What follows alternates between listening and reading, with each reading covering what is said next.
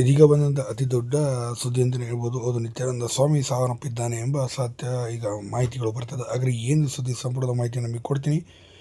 ಅದಕ್ಕೂ ನಮ್ಮ ಚಾನಲ್ಸ್ ಕೂಡ ಸಬ್ಸ್ಕ್ರೈಬ್ ಮಾಡಿಕೊಡಿ. ನಿತ್ಯಾನಂದ ಸ್ವಾಮಿ ಯಾರಿಗೆ ತಾನೇ ಗೊತ್ತಿಲ್ಲ ಹೇಳಿ. CD ಇಂದನೇ ಸಿಕ್ಕಾಪಟ್ಟೆ ಫೇಮಸ್ ಆಗಿದ್ದಂಥ ಸ್ವಾಮಿ ಅಂತಲೇ ಹೇಳ್ಬೋದು. 2012ರಲ್ಲಿ ನಡೆದಂಥ ಲೈಂಗಿಕ ದೌರ್ಜನ್ಯ ಮತ್ತು ನಟಿ ರಂಜಿತಾ ಜೊತೆ ಇದ್ದಂಥ CD ವಿಚಾರದಲ್ಲಿ ಸಿಕ್ಕಾಪಟ್ಟೆ ಸುದ್ದಿರಿದ್ದ ನಂತರ ಈತನ ವಿರುದ್ಧ ಪ್ರಕರಣ ದಾಖಲಾಗಿ ಜೈಲಿಗೆ ಹೋಗಿ ಬೇಲ್ ಬಂದ ನಂತರ 2019ರಿಂದ ಅಂದರೆ 18-19ರಿಂದ ಈಗ ಏಕಾಏಕಿ ದೇಶನೇ ಬಿಟ್ಟು ಹೋಗ್ಬಿಡ್ತಾನೆ.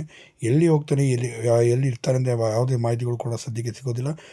ಈತನ ಮೇಲೆ ನಾನ್ ಬೆಲೆಬಲ್ ವಾರೆಂಟ್ ಇಡೀ ಭಾರತದಲ್ಲೇ ಕೂಡ ಜಾರಿಯಾಗುತ್ತೆ. ಆದರೂ ಕೂಡ ಈತ ಕೈಗೆ ಸಿಗದೇ ಬೇರೆ ಕಡೆ ಹೋಗ್ತಾನೆ. ನಂತರ ಕೈಲಾಸ ಎಂಬ ದೇಶವನ್ನೇ ಕಟ್ಟಿದ್ದೀನಿ ಅಂತ ಹೇಳಿ ಒಬ್ಬಳು ಪ್ರತಿನಿಧಿನೂ ಕೂಡ ಕಳಿಸಿ ಅದರಲ್ಲೂ ಕೂಡ ಸಾಕಷ್ಟು ಸುದ್ದಿಯಲ್ಲಿ ಇರ್ತಾನೆ. ಆದರೆ ಈಗ ನಿನ್ನೆ ಈತನ ಶಿಷ್ಯ ಸುಂದರೇಶ್ವರ ಮಾಡಿರುವಂಥ ಕೊಟ್ಟಿರುವಂಥ ಹೇಳಿಕೆಯಿಂದ ಈಗ ಒಂದು ಸತ್ಯ ಗೊತ್ತಾಗಿದೆ. ನಿತ್ಯಾನಂದ ಸ್ವಾಮಿ ಹಿಂದುತ್ವಕ್ಕಾಗಿ ತಮ್ಮ ದೇಹವನ್ನು ತ್ಯಾಗ ಮಾಡಿದ್ದಾರೆ ಅಂತಲೂ ಕೂಡ ಹೇಳಿದ್ದಾನೆ. ಅಂದರೆ ಈ ಮೂಲಕ ಅವರು ಸಾವನ್ನಪ್ಪಿ ಸುಮಾರು 3 ತಿಂಗಳ ಮೇಲೆ ಆಗಿದೆ ಅಂತಲೂ ಸಹ ಈಗ ಸತ್ಯವನ್ನು ಹೇಳಿದ್ದಾನೆ.